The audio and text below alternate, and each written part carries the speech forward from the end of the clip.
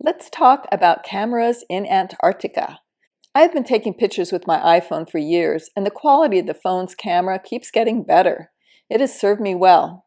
However, when planning for an Antarctic expedition, I wanted to purchase something with a better zoom on it. After a trip to Africa, where I struggled to zoom in far enough to get good wildlife pictures, I wanted to make sure I had something better.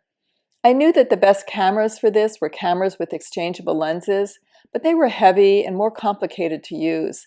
I didn't want to purchase something that I had to spend hours trying to figure out how to use it, and mainly, I didn't want to purchase something that was heavy around my neck. I knew that if it was cumbersome, I probably wouldn't use it.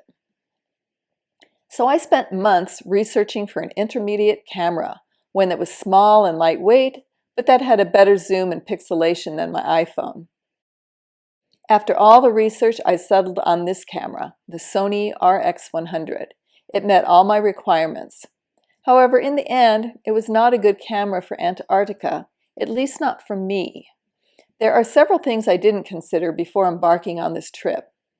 First, it was very difficult to zoom in on, say, a penguin that was far away, when the entire landscape is white and you are trying to find this black dot.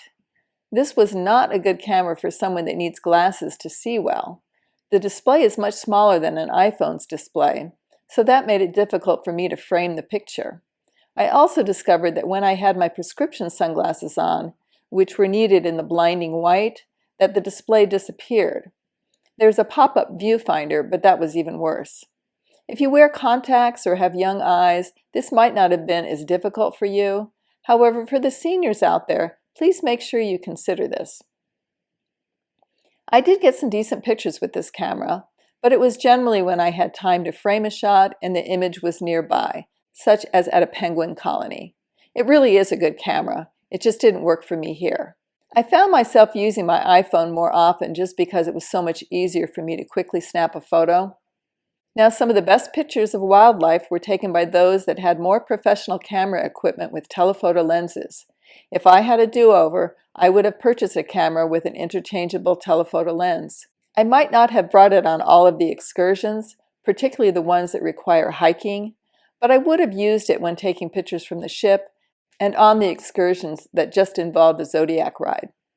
You do have to consider that the weather can also be problematic. Sometimes there was snow, wind, and waves to contend with. So make sure whatever camera you choose is well tethered to your body and that you have gloves that allow you to operate your camera. I talk in detail about gloves and tethers in my video on Antarctica must-haves. There is a link to that video in the description below.